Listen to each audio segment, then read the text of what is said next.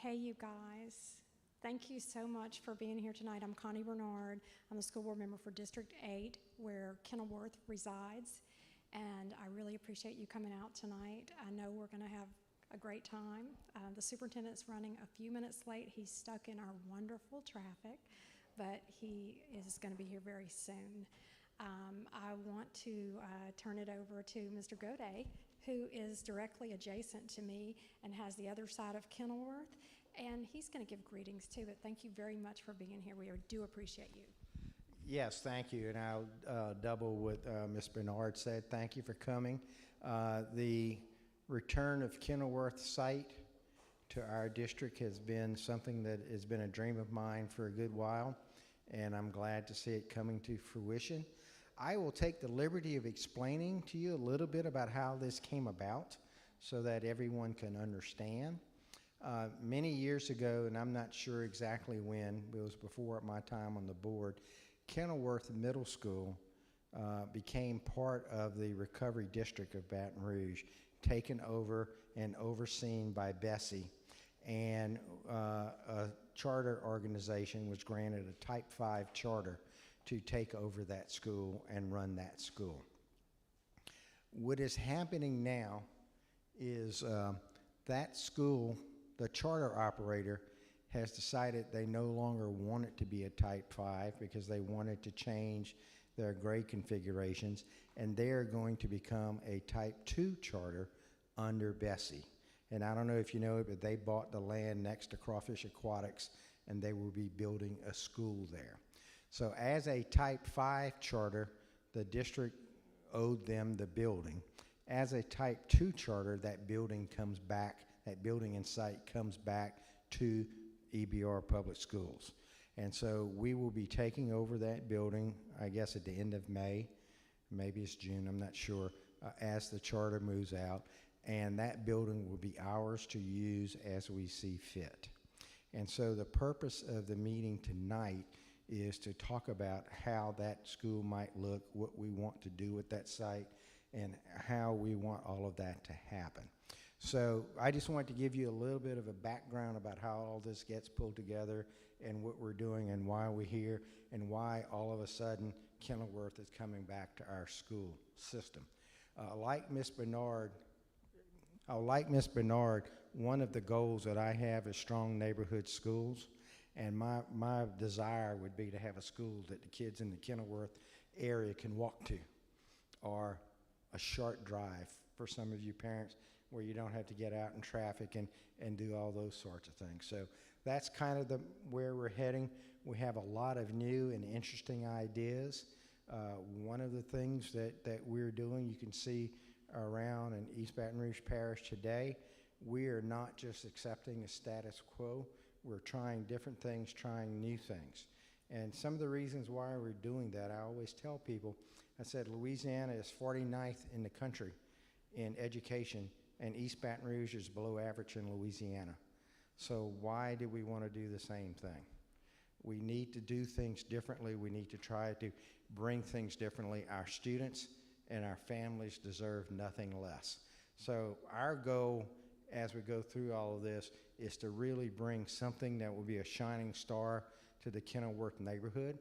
I don't know how many of you are familiar with the Jefferson Terrace new school they built over there, but that's a K-8 school going over there. And a year after that was open, a real estate friend of mine told me that was the hottest real estate market in Baton Rouge because mainly of young families wanting to be near that school. I can see the same thing happening with Kenilworth as we go forward. So it really impacts everybody, whether or not your kids are in public school or not. It really has an impact on everyone here. So with that, I'll be quiet. Connie, would you like to say some other things? I went past an introduction. I could use my teacher voice, but I just want to say that strong schools make strong communities, and we very much appreciate you guys being here. I would love to hear everybody's name. If you would just give us just a real quick introduction, would you mind doing that if I just pass the microphone around? Let's start right here. Vicki Tiller, I'm from Kenilworth. In fact, I live right across the street from Kenilworth.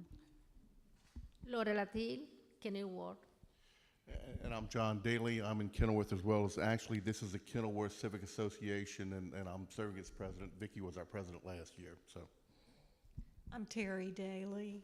I'm also on the board and live with him in Kenilworth. I'm Nicole Edmondson, and our backyard is backed right up to Kenilworth, so we have a big interest in that. I'm Carolyn Douglas, and I live with my mom. And Kenilworth is our it's our backyard, the school. I'm Carolyn's mom. I'm Rachel Veron. She's a student at WAM, West Hill Heights, and I'm a resident of Kenilworth, and yeah, happy to be here.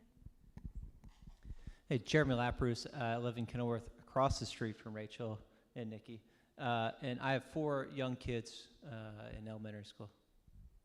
Thank you. How about you? I'm Corey Delahousie. I live in the district. I have property in Kenilworth, and I'm here to see what goes on. Thank you. I think everybody else here is staff. Do you guys want to introduce yourselves as well? Sure. Are you staff? You're not staff. Okay. Hey, here we go. Hey everybody, sorry about that. Hey everybody, my name is Trey Nelson. I'm here with Oxner. And I'm Heidi Wendt, also here with Oxner. Hi, Daniel Jerome, not with Oxner. I'm actually just a Kenilworth resident and a member of the board as well.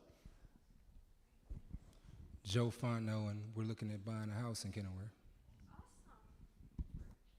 Thanks. I'm Sean Joffrey. I'm Director of Fine Arts for EBR Schools. Oh, I have to talk on the mic. I'm Sean Joffrey. I'm Director of Fine Arts for EBR Schools. Good afternoon, Teresa Porter, Executive Director of Innovative and Specialized Programs, East Baton Rouge Parish School System. And I am Amanda Fandel, Director of Focus Choice Schools, East Baton Rouge Parish School System. And my favorite department over here, which is the IT department, and they kind of keep us running, and they are kind of multi-purpose. They do a lot of things. They're kind of like teachers too. They can do anything.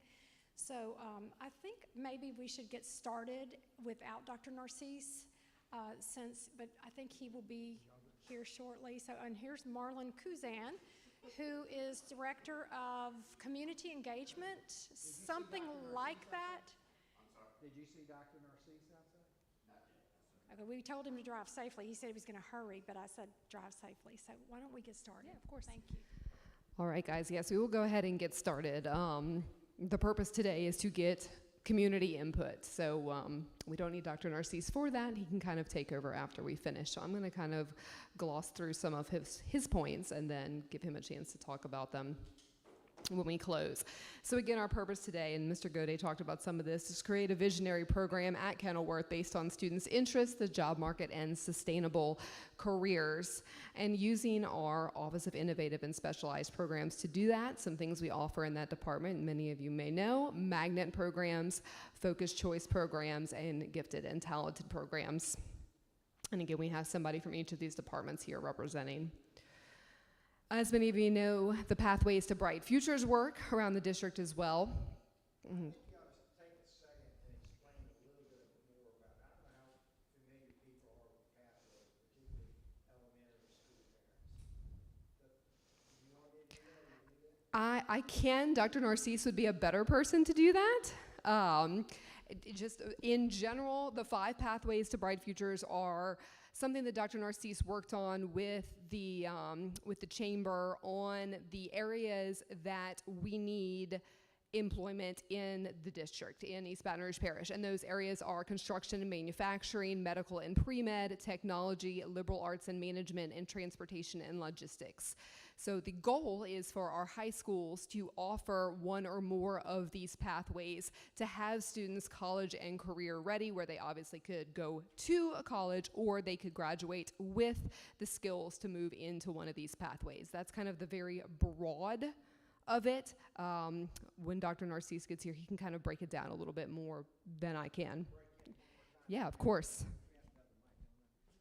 One other thing I want to emphasize, because I've had questions about this, these pathways are interest areas, okay? And so as we work through some of these things, and if your child is in, let's say, the medical pre-med, That doesn't mean that's the only thing your child can do when they come out and go to college. We're not corralling kids and making kids think about in ninth grade what career they want to have and where they're going to be. I toured some schools in Miami where they were at a fine art school, and half the kids I were talking to were either going to med school or law school. So they're going to get a full, broad education of everything, but they'll have some time to gain some expertise in some of these areas and figure out if that's an area they like, or if it's not an area they like, they can move to another area, and you don't spend 2 semesters in college figuring out that's not what I really want to do. Okay? So I don't want anyone to come away thinking that these pathways are corrals. These pathways are interest areas where they would get the information and be able to do that. And with that, I will shut up and turn it over to Dr. Narcisse, who's here. And we were trying to explain pathways because we have a lot of elementary parents here, and I don't know if they really understood or understand where we are with some of these pathways. Okay, thank you. How do you do? Okay? All right, how's everybody doing? Good, sorry for my delay. How are we doing? Had a little bit of Baton Rouge traffic so to get here, but excited that we're here. So I don't know where we are on this, but I'll give some context. Okay, that's great. So let me give you a little bit of context first on pathways. When I came to Baton Rouge, I sat down and there's a report from the chamber that talks about not only our city, but what are the pathway in terms of jobs that are open coming in Baton Rouge that are 5 years now and 10 years from now. In those pathways, it mentioned these 5 areas. They said jobs are in construction manufacturing, which many of you know. We're a blue-collar city. You have ExxonMobil. All these companies are here hiring. They have medical pre-med, which you should see right now. We have hospitals open. They have more jobs open. We can't fill it. So they're getting people from Texas and Alabama because they can't fill those jobs. They also had technology, liberal arts, business management, and transportation logistics.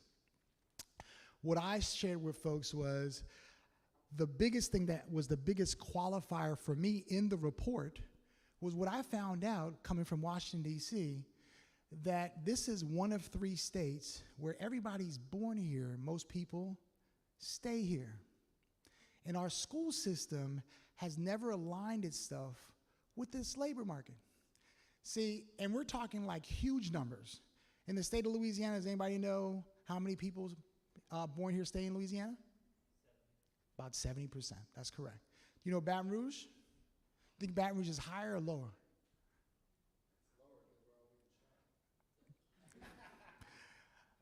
It's actually higher. But so the point that I asked people was, well, if that's the case and we have children that come out of our system, we are the 2nd largest school system in the district. We graduate about 2,500 kids.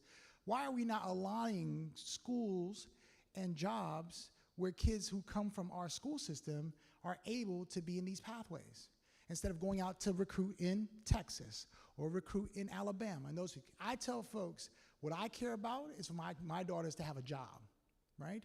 The other part I care a lot is saving money. One of the things I told folks is if they go into pathways, we have to be able to create it in a place where kids are having advantages getting into these industries. 2, if they decide to go to post-secondary education, the parents are saving money. And number 3, we have to make sure they're having actual experiences. This is where the internships come in, where we just announced we're going to pay kids $15 an hour for internships. What Baton Rouge has talked about in its whole scope around schools has been letter grades, or can a kid read? But no one has talked about how do you do those things to have an actual end goal. And so I've had the fortunate opportunity to sit with groups like the CEOs and folks at Ochsner and at Baton Rouge General or at Turner, all these companies that you have here that want to hire our kids, but they say they don't have the skill sets or they pick that pathway to do that work. The other part I tell folks I had the opportunity to is watch many kids who graduate from Baton Rouge that come back here and they don't get jobs because they don't have either the certification that's needed for that job or they don't have the training that's needed for that job. And so those are kind of the areas where we said, let's redesign the system to do that. When you see these pathways, when we arrived, I sat with LSU, Southern University, community partners, and we began to have this comprehensive discussions around 6 keys. Those 6 keys dealt with things around expansion of early childhood education, preparing kids before they get there for kindergarten. I don't know if you're aware, kindergarten just passed as a law in Louisiana. I was a little shocked at that myself because we should be passing a law for pre-K kids. The other part they talked about was third grade, kids reading on third grade reading level, and that's been very public. Even the state superintendent talks a lot about that, where Louisiana is behind in that. Then the fourth and fifth and sixth, fourth is around middle and high school transition, and fifth and sixth is what we call our pathways work, where we have children choose career pathways as early as possible for them to have advantages in what they want to become. So that's kind of the gist and the context of the pathways. What we've told schools from now till December, if you're in a traditional high school, that you must choose 3 of the 5 pathways that you want to focus on. And in the 3 to 5 pathways, what we do now is bring the actual industries into the school. So for example, if you are Tara High School, for example, and Tara High School says we want to focus on technology, medical pre-med, and liberal arts business management. We then say in your pre-med sector, we go talk to groups like Ochsner, Baton Rouge General, Arlington Lake, that are doing very different type of clinical stuff and say, hey, we want you to help us with getting those kids in early pathways for certifications, internships, and also the skills that kids would need to work within those areas. What has happened in our school structure is we talk about, you know, academics is just pluses and minuses without it leading to something. And we wanted to make it a much more project-based learning and real-world solving problems.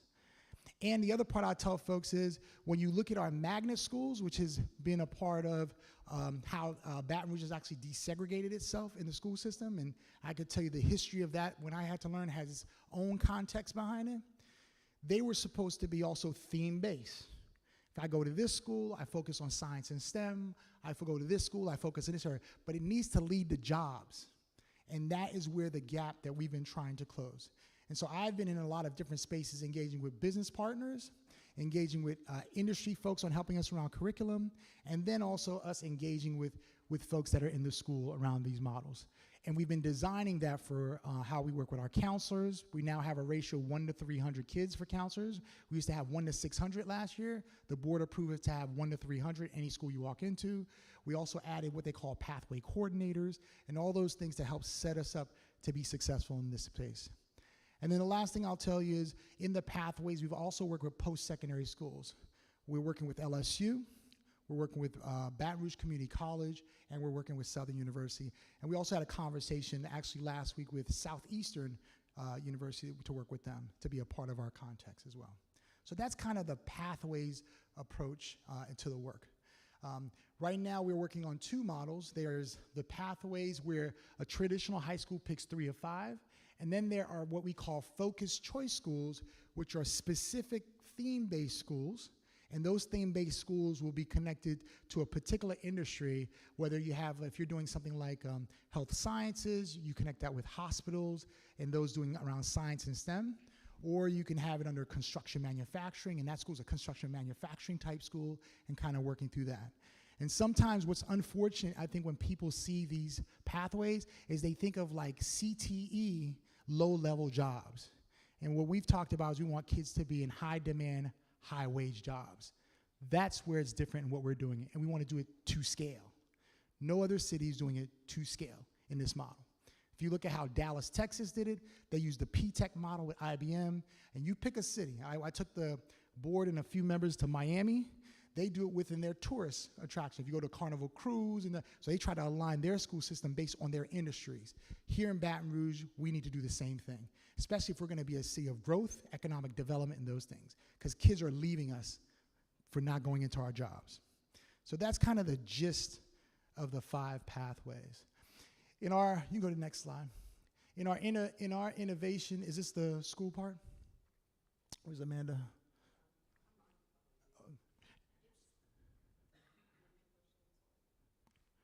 Okay, go back to can you go back? There you go. Go to the next slide. So there you go.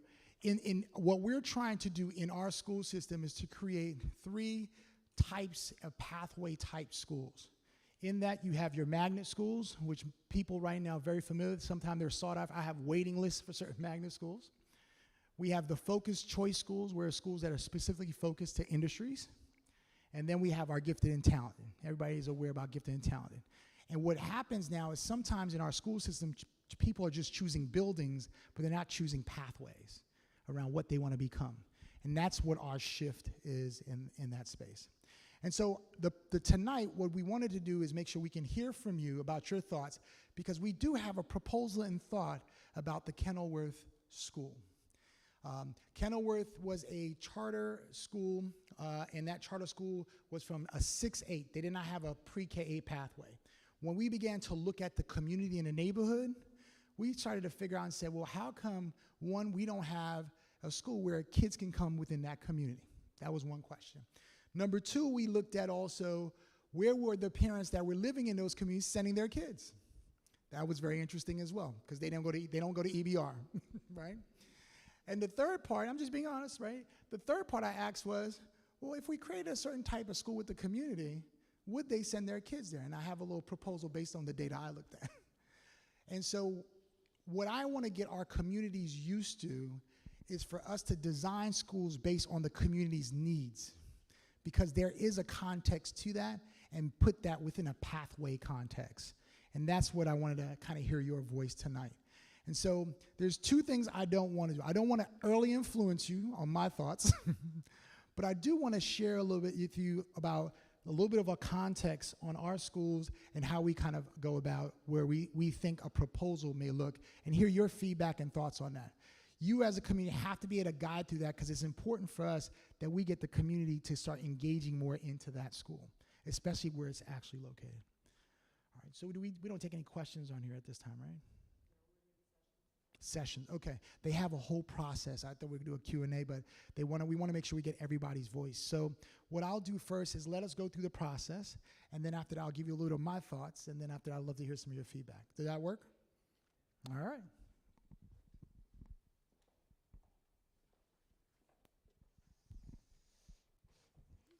All right, guys, we're going to walk around with some handouts for you, but just some norms around our process right now. If you have not, please silence your cell phones. Wait until you're acknowledged by the facilitator before speaking. You will choose a facilitator in your group. Respect others' opinions. Keep your comments short and relevant, and refrain from making personal or subjective statements. You will see on that orange sheet that Mr. Joe Freon so kindly is passing out to you, you will have a facilitator, a recorder, and a reporter in your groups. As you can see, we were all teachers at one point. So your activities, so the guiding questions that you're going to be answering for your activity, and Ms. Porter is going to pass around some chart paper. What vision do you have for Kenilworth? Include the roles of parents, students, and the community. What type of program or theme do you think can attract students to Kenilworth? Based on the theme or themes selected, list potential community partners that can assist with implementing, sustaining, and supporting such a program. And then finally, with the programs and classroom instruction, you envision what special considerations should be included. So I'm going to set a timer for 20 minutes. I'm going to ask that you get in groups of 3 or 4. I haven't counted how many people to see if that's an even number, but that way one of those roles will be given to everyone in a group. So if you can split yourself up into groups, I will give you a few moments for that, and I will start a timer, again, giving you about 20 minutes to complete this activity.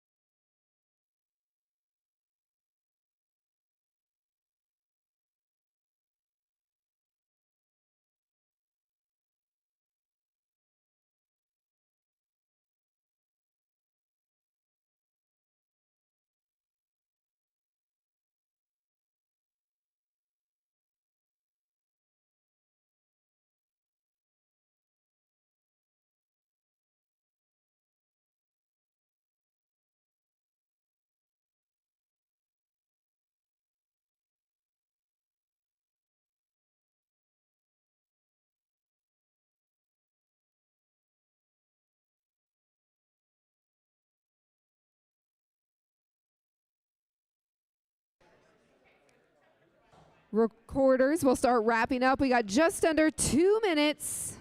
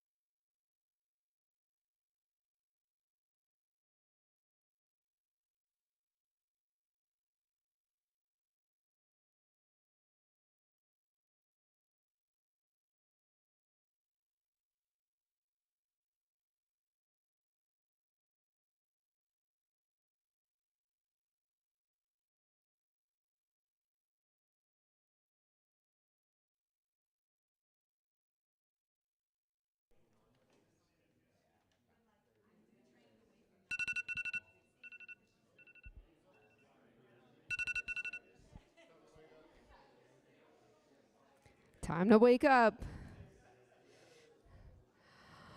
All right. Do I have a volunteer, one of my recorders, to go ahead and talk about what you discussed in your group, and we'll have that chance for everyone to discuss, and then we'll go back to Dr. Narcisse and the team to talk about our ideas.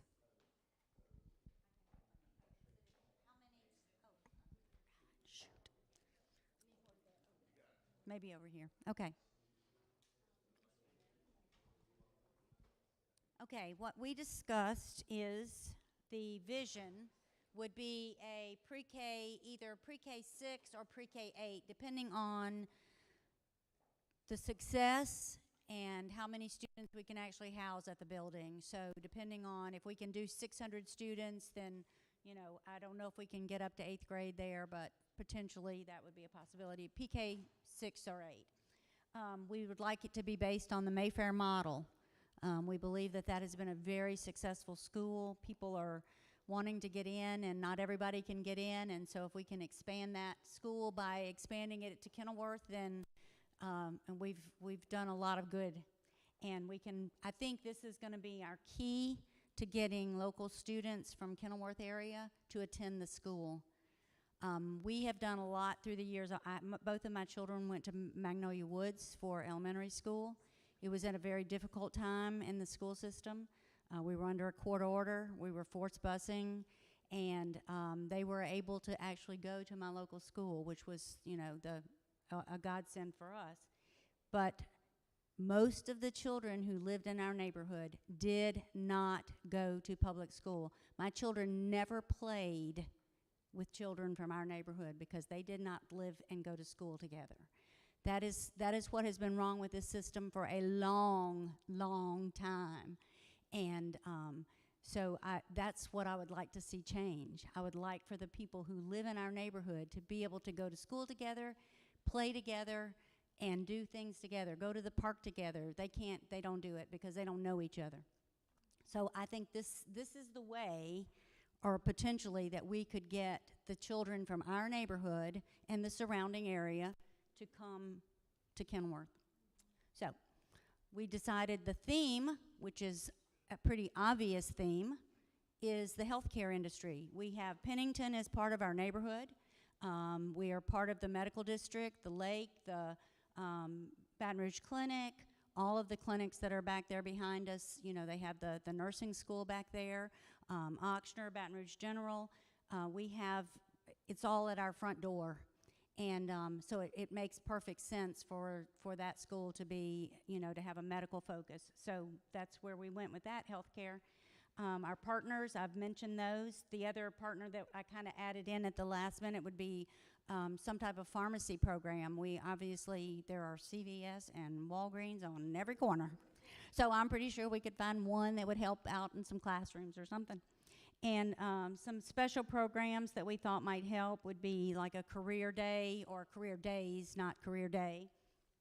Have various people come in, share their job experiences, their education experiences, maybe partner with some students that are maybe interested and have some extracurricular activities that they can do to learn more, whatever that looks like. Maybe even camps in the summertime, or maybe even camps during our off times when, you know, kids would need maybe instead of doing a gymnastic camp, they would do, you know, some kind of other camp. Partnerships with the local healthcare industry, they're all right there. And also doing just field trips, because we're really close. We can do a field trip to the lake one day, or to Ochsner one day, or to, you know, Pennington, you know, anytime. And so those were our thoughts. Any questions? Or if you do, don't ask me, but ask somebody. Thank you. Next group. Oh, excellent.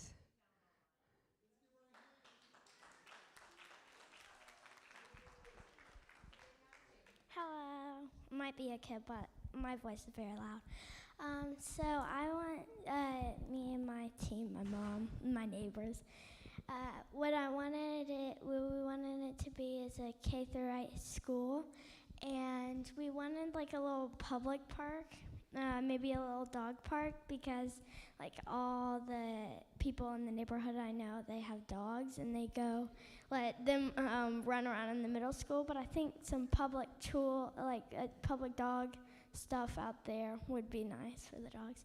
And it would be a neighborhood magnet school, because I go to a magnet school, and like maybe it's just my school, but all the teachers are very nice and it's very welcoming there. And so for number 2, high performing school like Mayfair and my home, Wham, and whatever my mom put cost is $0 something.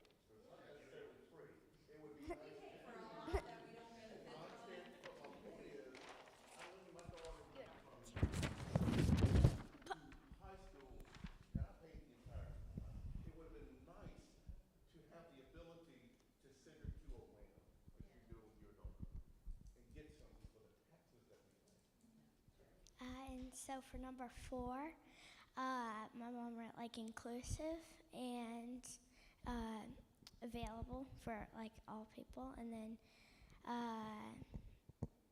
like for all people of different skin tones and stuff to all be welcome, public school, and like their background, like no matter like where they come from, they can be welcome, and everybody is served has a great experience in learning. Like me at my school, I have a very good experience learning, and school is very welcoming. like when I walk in the doors of my school, somebody that I don't know says, "Hi, Carolyn," and I'm like, "Oh, I don't know you, but hi." And like our neighborhood, I think I know everybody at my neighborhood. I'll walk by and there'll be somebody walking their dogs and I'll say hi. So I think, yeah, that's what I think.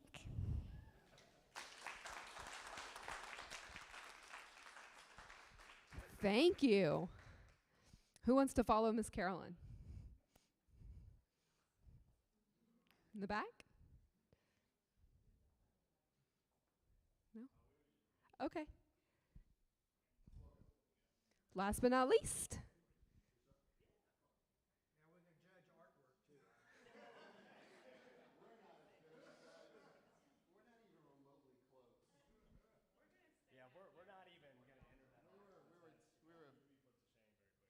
So, piggybacking on the Mayfair model, I worked at Mayfair and created we got the green ribbon, wrote a lot of programs and grants to help the school become what it's become today. Differentiated between the kids in the lower grades and the upper grades, changed their uniforms, gave them an identity, gave them the possibilities of hope of aspiring to go to a different high school within the system, because I believe in public education. Our program, this Mosh Posh of stuff, is really considered it's farm to table.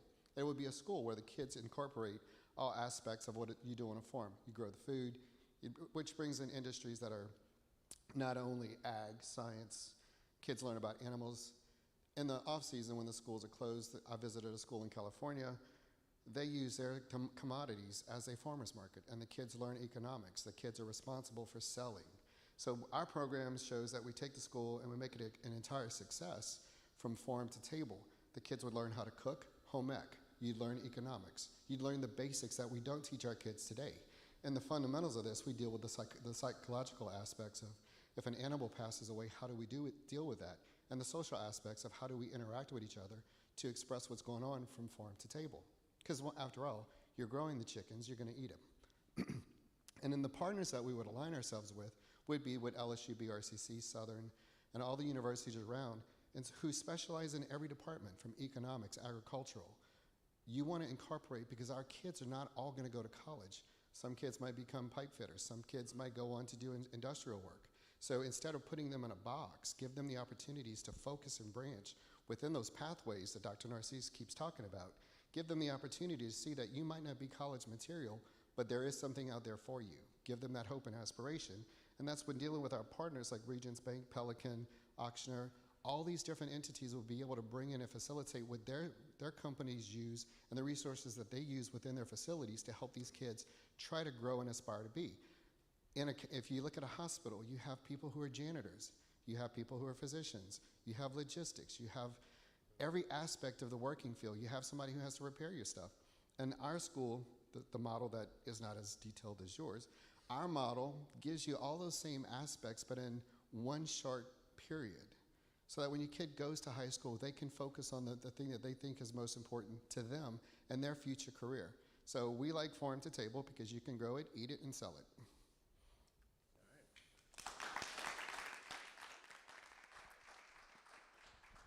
Thank you. I believe that was all of our groups, correct? Okay, so I'm going to turn it back over to Dr. Narcisse. All right. So, I always tell folks, you talk enough to community folks, they'll tell you what they actually want. So let me say a couple of qualifier things before we begin, right? So I've lived in a lot of places, and I've seen a lot of dynamics in communities. You name the dynamic, I've seen it. And when you serve like a number 2, 3, and 4 of a superintendent, you're not the person that makes the final decision. You tend to watch how the process happen and how people come to conclusions on different set of things. So what was important for us, I told the team, I said, yeah, we're looking at all this data, we're looking at all this stuff, but I guarantee you that if we talk to community members and look at now what our data says, you'd be surprised they're going to come close to some of the same type of things we're thinking. But you got to get them to see if that's something they want. If you said something totally different, then we make a design something totally different. So I'm going to walk through first, tell you what I heard, and then after that, I'll tell you, here's some thoughts that we kind of had too, which kind of aligns a little bit to some of the places you're in. And that also talks more about looking at the dynamic of that neighborhood and community, which I think makes a difference as well. That make sense? All right, so let's talk about what I heard. So I heard people name schools. I heard you said Mayfair Lab. I just want to put a little caveat. There's a couple of great elementary schools. Is it Caroline? Is that correct? Carolyn. So Carolyn goes to WIM. That's a blue ribbon school. You got BRCVPA. You got BR Flame. You got, what I find is I get to see all the schools 'cause I'm the superintendent, but I tell folks there's a wide range of schools in East Baton Rouge. It's all about the type that you pick that you want to go to. But sometimes it's us trying to get our community to see all the different pathways. And so 100% agree with you on that. The second thing I think I heard a lot people talk about healthcare and STEM. Isn't that very interesting? Because I'll tell you a little bit about that too. We've been thinking kind of that along lines like that. The other part I heard you say was pre-K-8. Is that correct? Yes, I think everybody talked about that. We're 100% aligned. If you've been living under a rock, you haven't heard me talk about that. We need to get pre-Ks in school, and I always talk about early childhood from 0 to 4, because I tell folks, even I was talking to state superintendent, we are behind the 8 ball in our state around that. Kids do better when you get them in school as early as possible from the time they are born. That's not always something that we tend to talk about as much, but that's something that we're trying to push across the parish. So I'm 100% agreeing with you on that. The other part I heard was around the partners. I heard Oshner, LSU, what else I heard? Pennington, all those different places. We were like, yeah, we can see that in that space as well. And so those were some of the big buckets. Any other buckets you think that you heard that I did not say? All right. So let me tell you a little bit of thoughts on our end, because we had hours and days of conversation about this school when it was announced. So we believe that it should definitely be a pre-K-8, hands down. We also think it should have an early childhood center approach. The school's capacity is about, correct me if I'm wrong, guys, about 600, is that correct? 600 to 700 students. So we definitely agree on that. Now,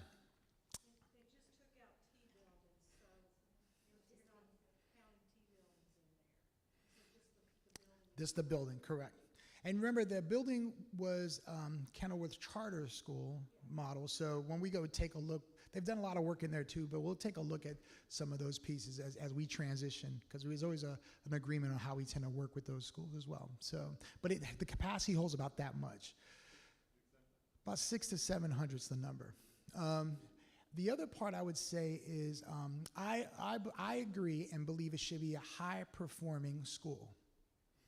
I think about the area and the community, and I also think about the folks that are in that area.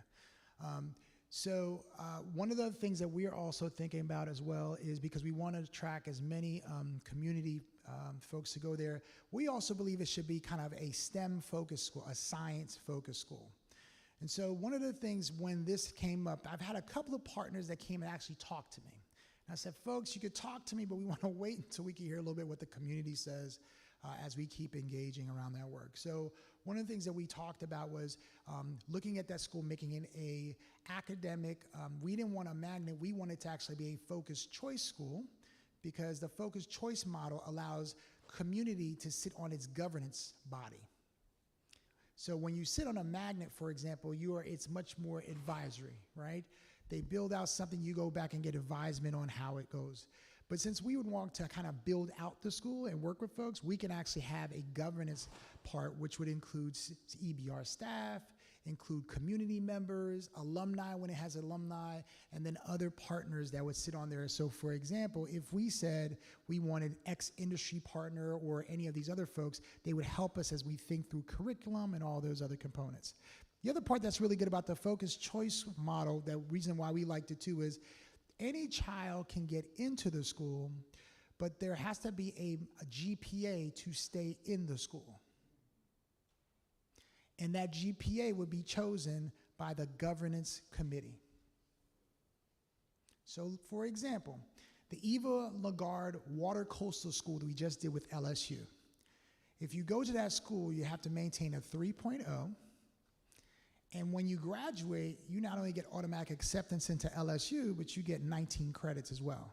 So kids go there as sophomores. So kids want to go to LSU and want to be in water coastal, goes to that school, right?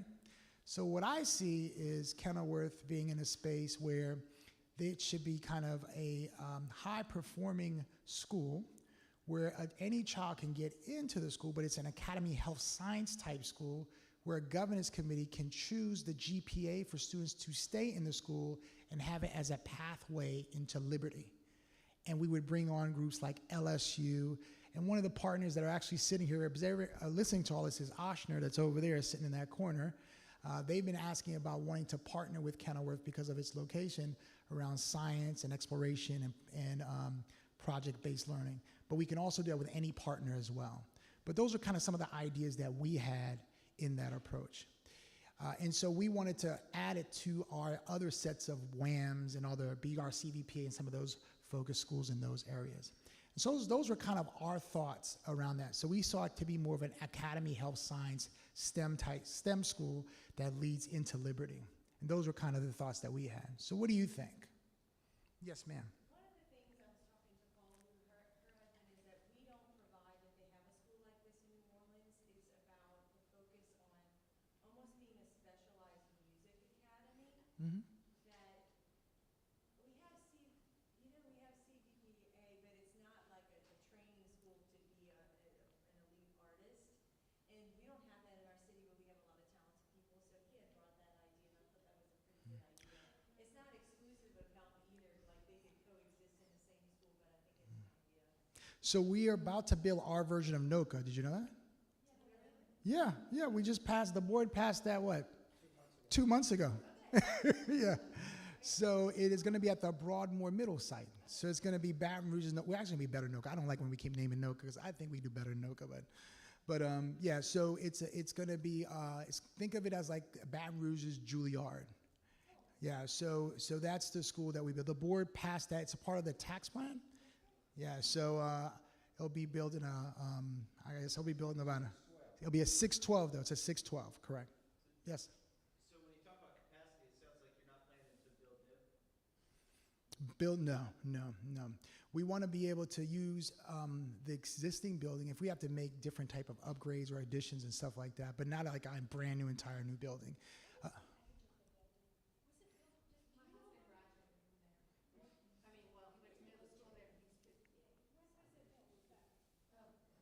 That's a great question. In the 70s, yeah. The current operator that was there, they did a lot of upgrades inside the building. It actually looks pretty good actually inside of it. Which one day I think once we wait for transit, we'll take you for a tour. We want to do a tour for the community and stuff as well. Yeah. So, but those are kind of our at least bigger thoughts right now around that. Yes. Oh. Hey everybody, my name is Trey Nelson. I'm the Director of Economic Development at Ochsner. Baton Rouge guy, born and raised, and been here my whole life. Well, I did go away for university to the land of the meat pies and Natchitoches, and came back down to get in the industry. I have to say, even before thank you. I have to say on the industry side, we were talking about the fact that all of the healthcare partners in Baton Rouge meet and talk frequently. I'm very good friends with the executives at all the other organizations.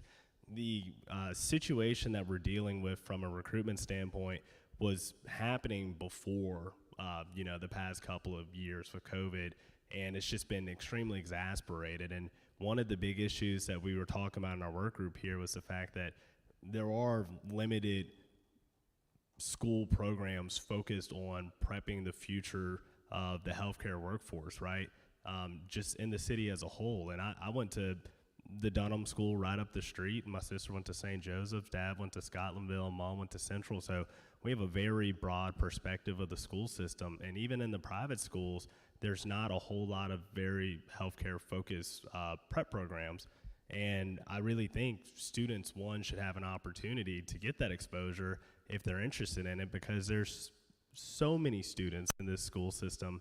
And two, what are the industries doing to open up those opportunities? So what I love so much about the focused choice model, exactly what you just said with the LSU Water Campus, it's like those students have college credits and acceptance into school, right? What are we going to school for if it's not to prep us for the next step, right? Whatever that career looks like or whatever the schooling looks like after. So I think the ideas around focused choice schools are great, and the fact that we're having the medical focus, there's so much money, and everything's not about money, but there's so much money that students in Baton Rouge can make in local Baton Rouge healthcare organizations. And how do we get that information in front of them and then pipeline them up to senior internships like was just rolled out? And I think that's massive too. So I think the pipeline of connecting students to local industry opportunities that will give them well-paying jobs and good lifestyles is exciting. I won't be long. Heidi, I'm Heidi with Oxner. So also, I just wanted to piggyback on that. I think it's also important for them to get a taste of it when they're that age and when they're young, because a lot of people think they know what they want to be, or think they know what healthcare is, or think they want to be a doctor or a nurse, and then they end up thinking after doing that, being exposed to it, oh, I still want to work in healthcare, but I don't want to do that. I want to do X, Y, Z.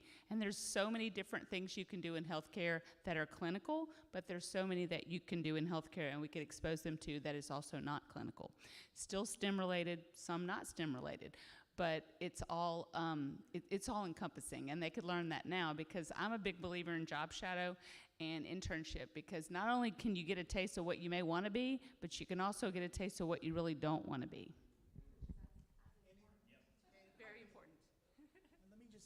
Add one other thing, because when we started to talk about high quality choice in our system, I took the board to Miami, right? Miami-Dade County. So Dade County is 350,000 kids. I had two objectives.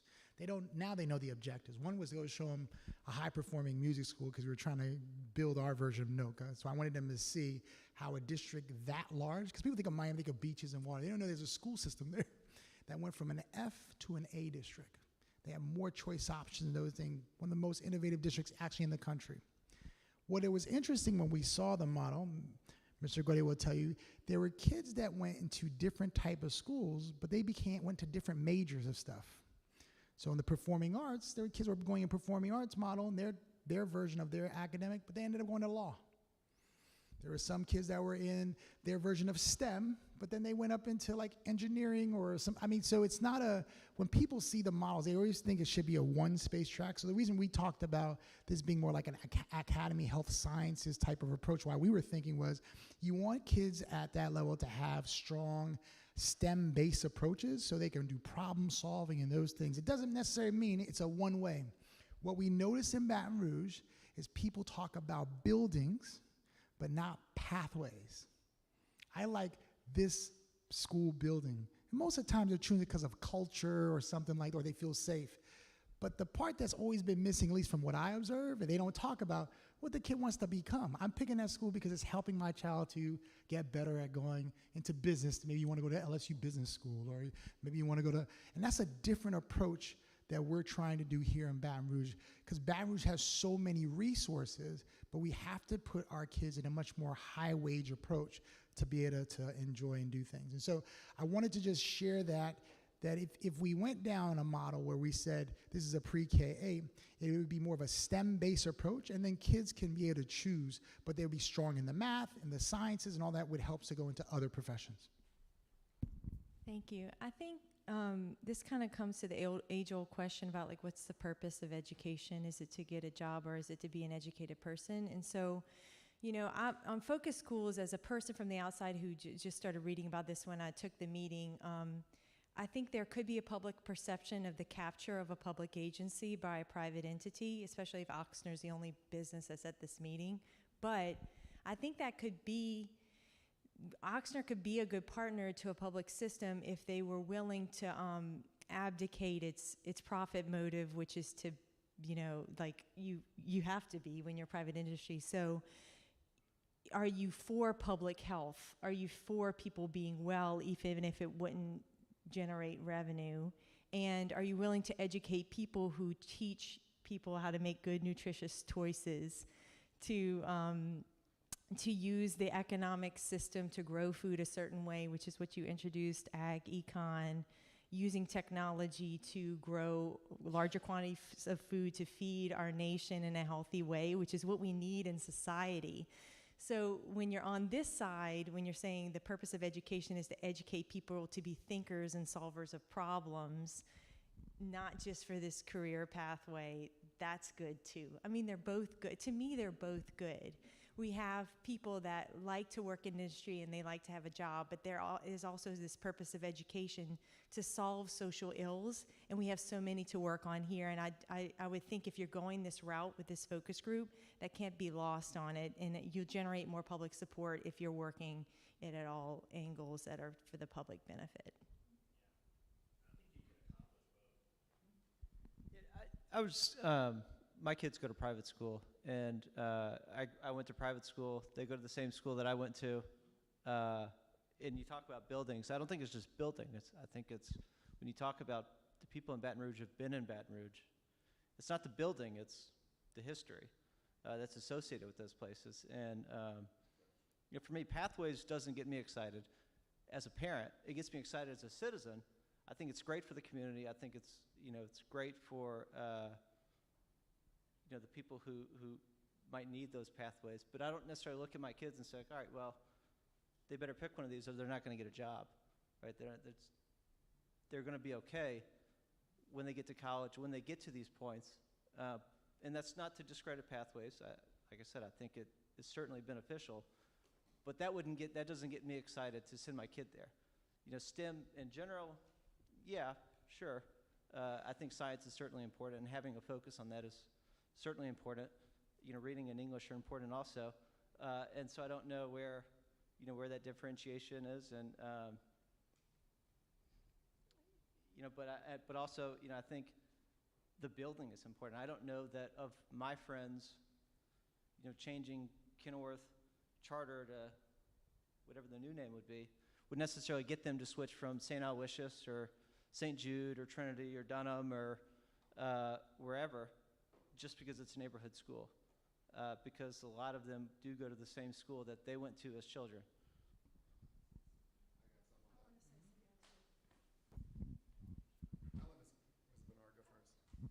Thanks.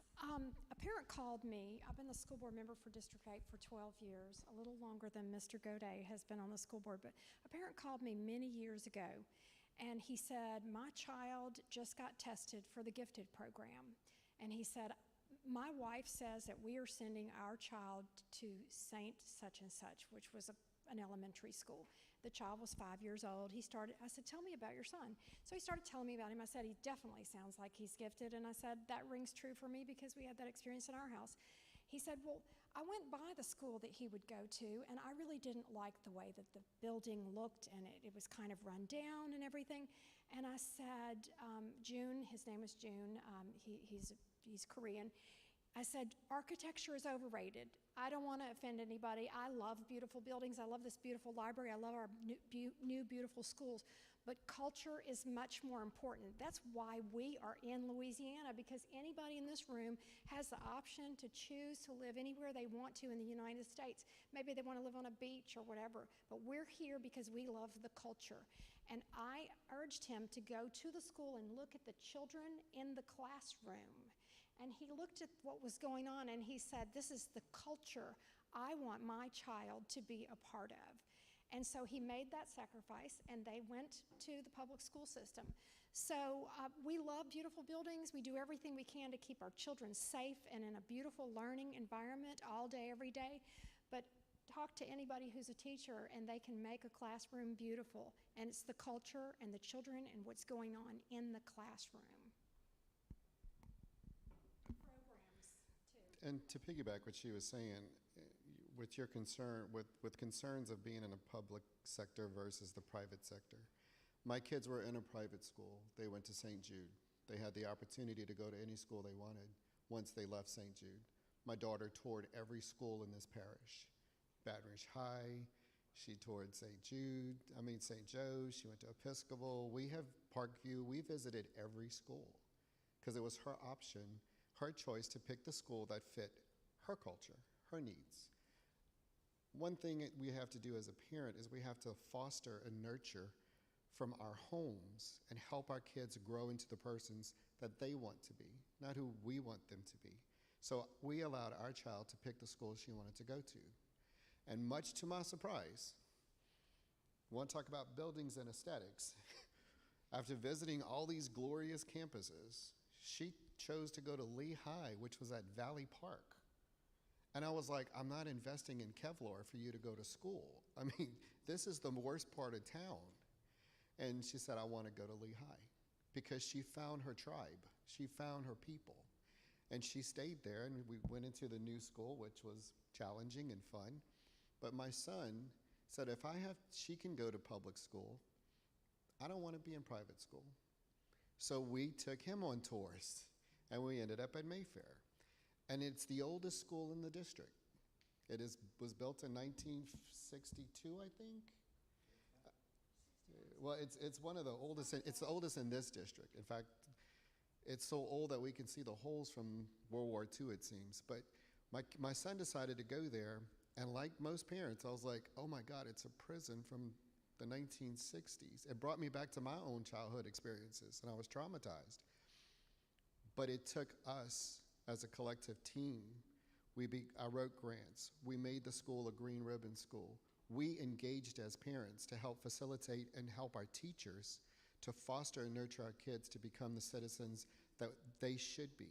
So those kids got to learn a different aspect of growing gardens and working in botanical things and hydroponics, and the school, if I'm not mistaken, is still doing it. So it's a matter of, you can't just put all your eggs in one basket with the school. You have to be vested as well. You have to put into your child's education what you want to get in return for them. We can't just solely say, oh, well, it's a matter of that building's pretty, or I don't think my friends would leave that place to go to a debilitated or the bunk school. Because once you get into those little schools, the teacher-student ratio, correct me if I'm wrong, is a lot lower than most schools that you'll see. We had 15-to-1 ratios in some of our classes. And we helped build this particular school, Mayfair. It started out K through 4th. My son was the first 5th grade. He was the first 6th, first 7th, and first 8th grade. We grew the school. But we did it as a community. And it's something that we have to get back to. We have to get back to, we want our kids to stay here, but we want them to appreciate what they have. It doesn't matter what the building is. It matters the foundation of the education that they're getting.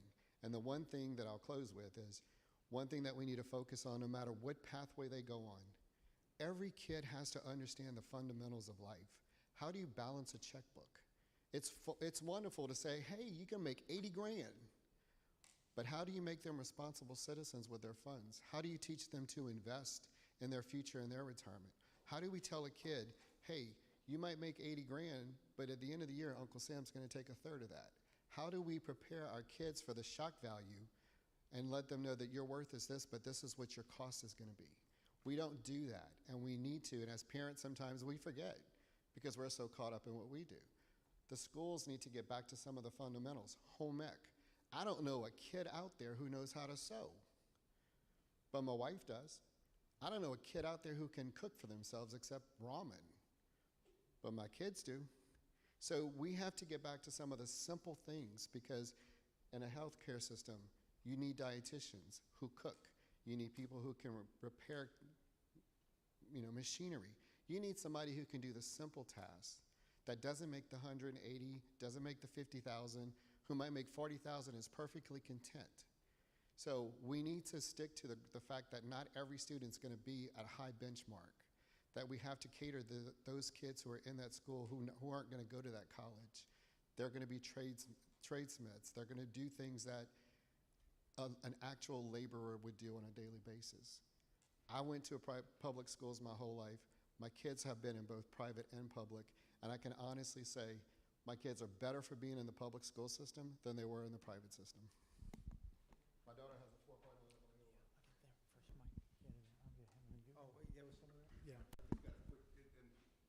I'm changing gears on you. My question is, what kind of attendance zones are we looking at for this particular school? I mean, are we going to try and stick it in the neighborhood? Are we going to open up to the whole public? Oshner's is a little farther away, which I'm still happy with, but my point is, what kind of attendance zones? So it's hard for me to sit here and tell you it'll be these attendance. What we would like to see is that it's open up to the neighborhood first, and then, you know, we go from there, whatever that is next. But in most of our models, at least how we have been thinking about it, is neighborhood first. And remember that these kids we'd like to see have a pathway going into Liberty. And so Liberty has its focus, you know, if you go there, they have their partnership with LSU, STEM, and all that stuff there. So they have Mayfair. So you have a lot of kids that actually, from different sets of schools, that feed into that school. So. We have a situation now where Kenilworth is a dividing point between Mayfair and another school. We're trying to encompass all of that into maybe Mayfair going that way. Yeah. I think it's important that we pull people from our neighborhood first, Mhm. and then whoever. Absolutely. I 100% agree with you. I just want to, I'll say one thing, and Mike, I'll pass it to you. The beautiful thing is there's different perspectives, and that is wonderful. I tell folks I've been in 10 cities. Everybody comes to me and says that their way is right. I tell folks there's not one way. That's why you create choice.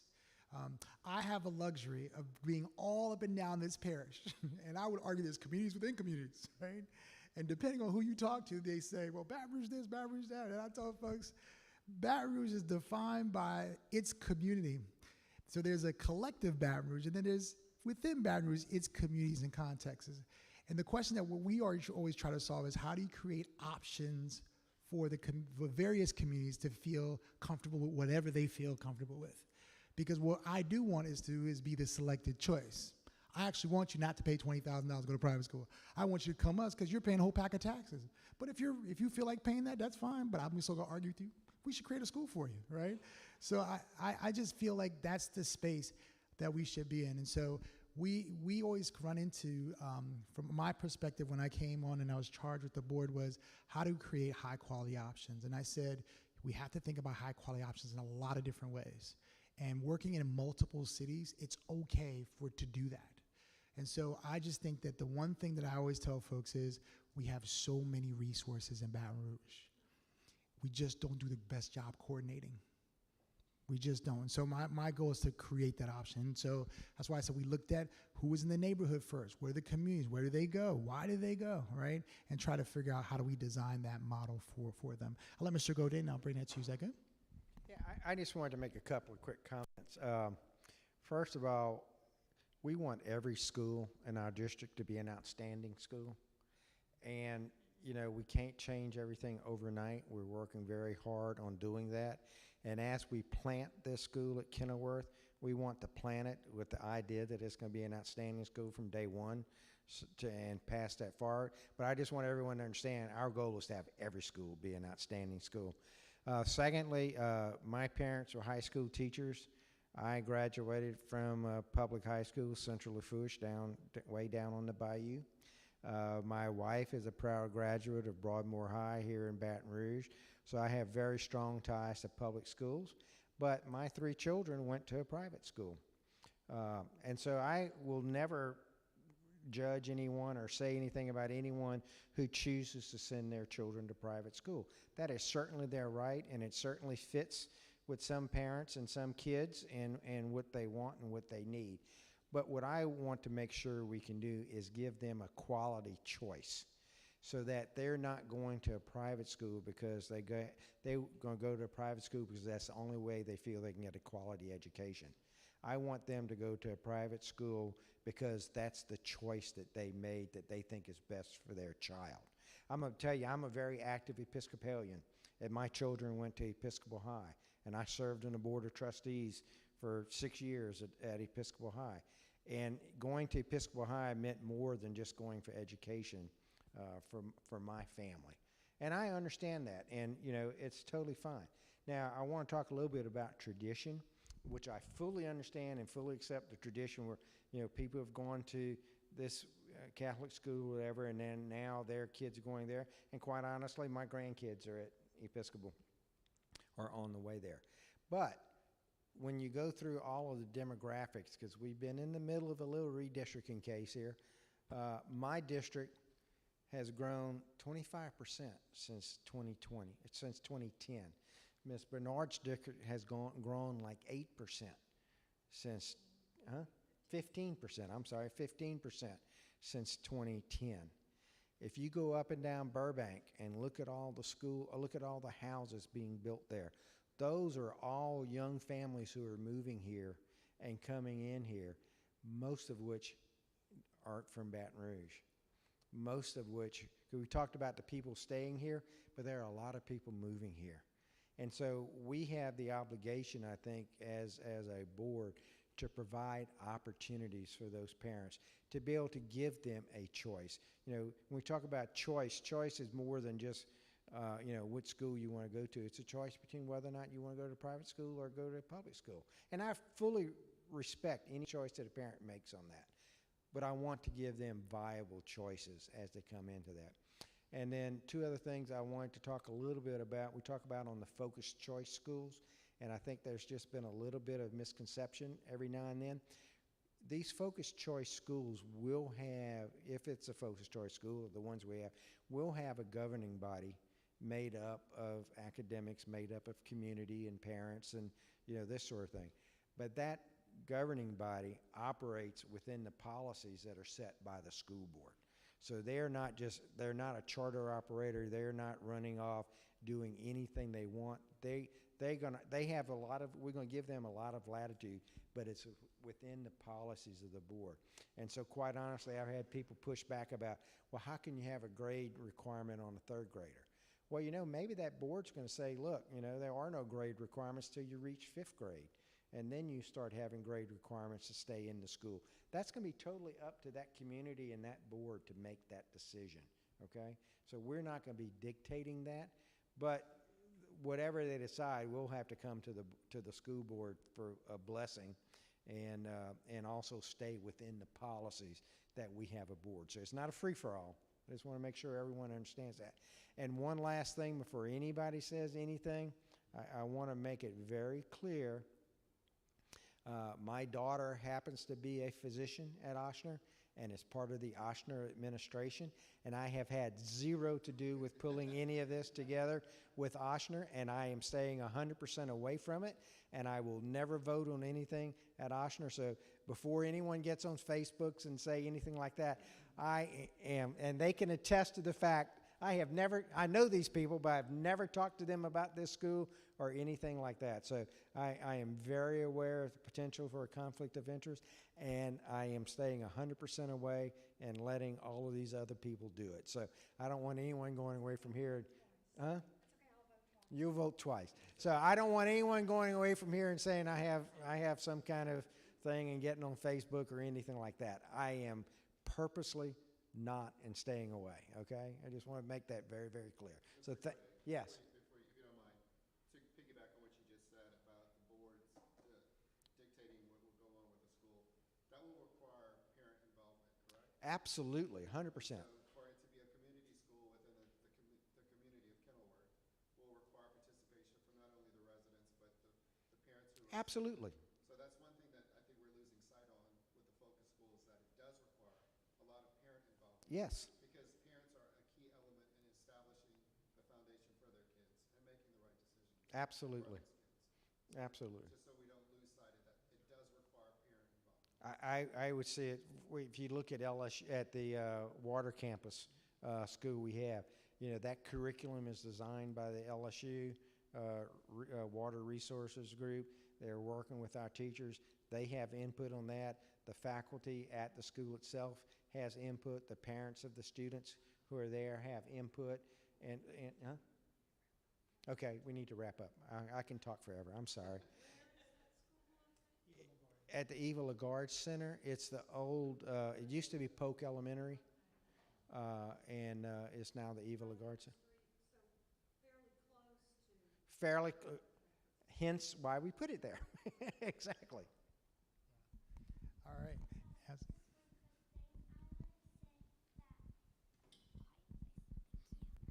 I just want to say that in our presentation, I don't know if I mentioned this, but since there's a lot of elderly people, not counting you, you're a grandparent, the neighbors and stuff, we want them to be able to, the parents be a community thing, sign out sheets and stuff, but also people in the neighborhood for this school, we wanted parents and grandparents to be able to like influence with the school. Thank you.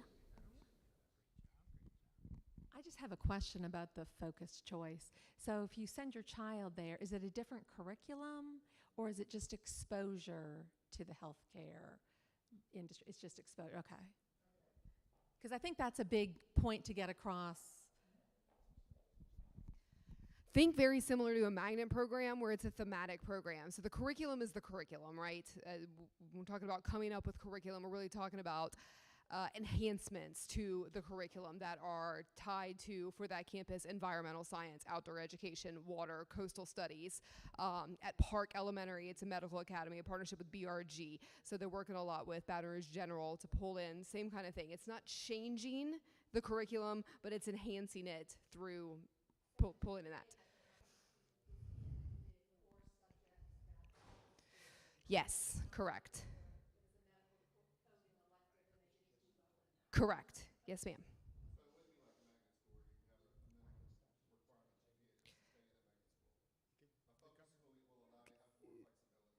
It will be open admission. So unlike most magnets, it will be open admission. Retention requirements based on the governing committee. And the governance committee, just like how at the Eva and Lagarde, the Ellis Water School, like they say they wanted a 3.0 GPA for kids to stay there. I mean, if that group says that's what they want to do, that's fine. As long as it's within the bylaws of that, we have no problem with that. And I will say something different from Mr. Godet. I do have a conflict with folks because I'll be anybody's friend that wants to help any child in EBR get better, any community partner and all that. I'm all about you picking us all day, every day. I'm unapologetic about that. So I think we have a lot of quality and a lot of good things in our system, and our goal is to hopefully enhance that. So wrap up a couple things. I see people already looking at their watches. There's going to be on the Focus Choice website, Amanda's going to create a link where you can click and add anything you want. I always say this is not a one-shot deal. We want to get as much voices heard.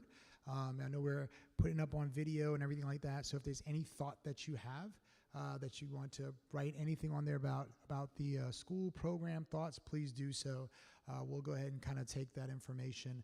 And then from there, we will go and have a conversation with the board, look at sets of data, and then continue the conversation. The goal is to bring a grade configuration to the board. I heard pretty much pre-K-8, so super glad that you guys agree on that. The different people had different grade configurations. We were really excited about hearing that pre-K, and then we'll start building from there, and then that would be it. Okay. If you have any questions, always go to our website, www.ebrschools.org. Call our offices. Amanda, you want to give out your number? We'll give you some cards from there. It's important for us that we continue to engage you in this conversation. If everything works out well, as we expect it to, our goal will be by start of the following year is that we'll be able to open up the school and start getting up and running with hiring faculty, staff, et cetera, et cetera. And so, yeah, our goal is to open up pretty quickly. So that is correct. That is correct. And we'll open up as a pre-K. Well, whatever the board does, whether it's pre-K-8 or whatever the configuration will be, but we'll talk through recommendation. Yes, ma'am. About staffing. I know that there's a shortage of teachers in East Baton Rouge Parish, so when we're opening new schools, additional schools, do we know where we're going to be getting faculty from and staff? Yeah, so it's always interesting. I tell folks, remember, we have like 80 semi schools. When people say there's a shortage of teachers, some schools don't have shortages. Some schools have shortages. And so our vacancies, I think the last set of numbers, we're just under 100 now.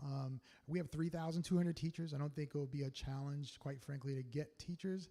But I know what we've been trying to do is make sure we incentivize in those things. When people hear vacancies, they think the entire school system. We have some schools that did not stop a beat about vacancies. So just particular areas have been a little more to get than others. But in our way of programs, we have not had problems with recruiting folks into programs. We had no problem with the Even Lagarde School. We didn't really have another problem with like other sets of schools. I don't anticipate this school will have that challenge. I think the question for us will be to kind of staff it, decide which grade levels we're starting off. We're going to do K3 first, we're going to do all K8, pre-K8, or we're going to just do 6, 7, whatever the configuration the board agrees on.